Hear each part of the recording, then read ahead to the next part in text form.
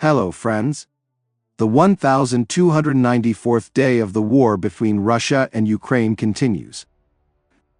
Yesterday, the General Staff of Ukraine announced the liberation of the village of Zarichny in the Lyman area and published footage of a flag being installed in the eastern part of Centralna Street.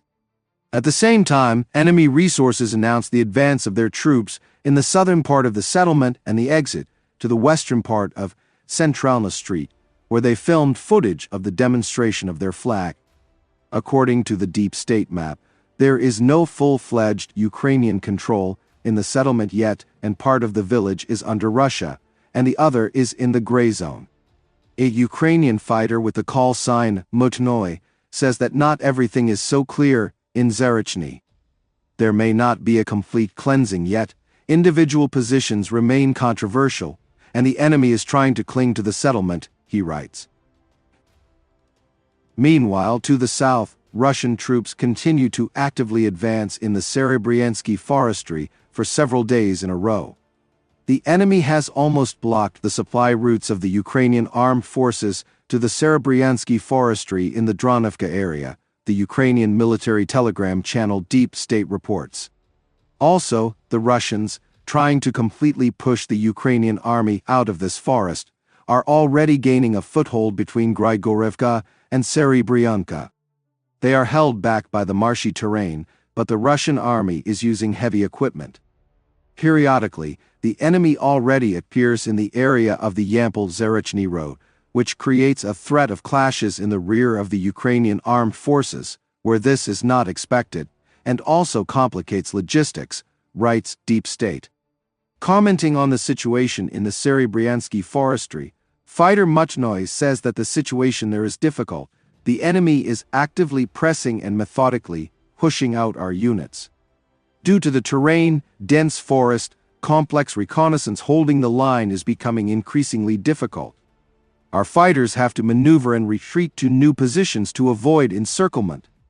The chances of holding the entire forest area are becoming less and less, because the enemy is constantly saturating the direction with infantry and drones, our fighter writes. I already talked about the importance of the Serebryansky direction in the previous video.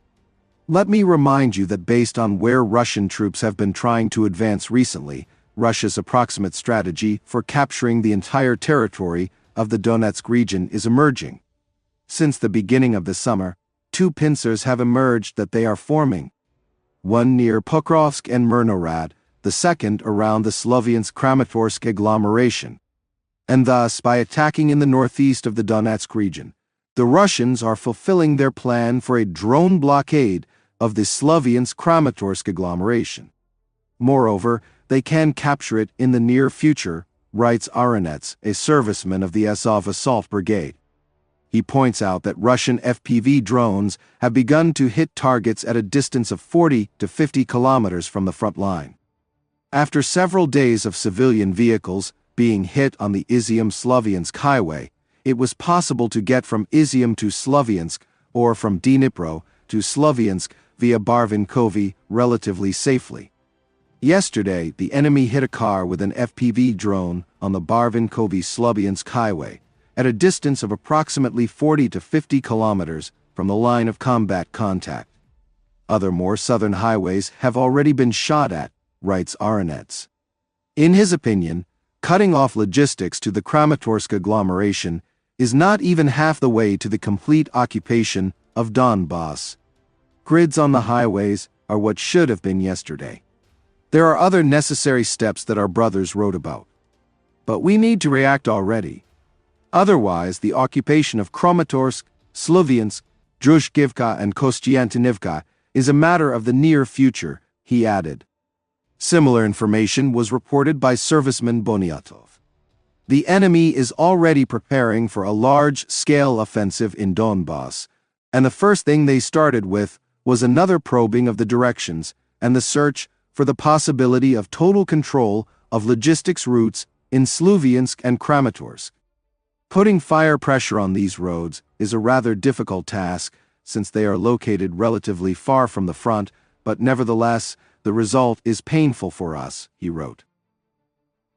The Ukrainian armed forces have advanced in a number of areas near Minorod and in the Dobrpilya salient, deep state reports.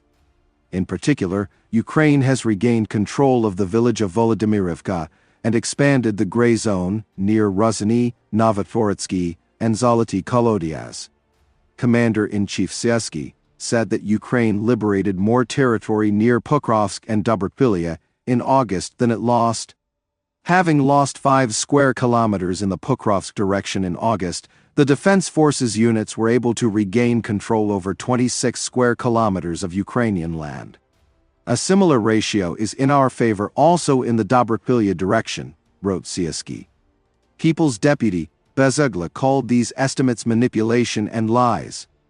If you look at the dynamic map of the Pokrovsk direction for August, the advance of the Ukrainian armed forces in August is almost not visible near Pokrovsk, and in the Dobrpilya direction, the Russian salient was cut off by about 50%.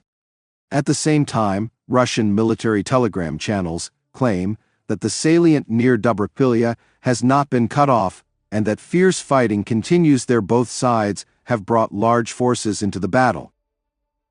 Friends, I want to develop and strive for higher quality content, but my 2009 computer does not allow me to do this. If you have the opportunity to help me buy a new computer and make my dream come true, I will be very grateful to you. You will find the link in the description under the video and in the pinned comment. Thank you very much and see you in the next video.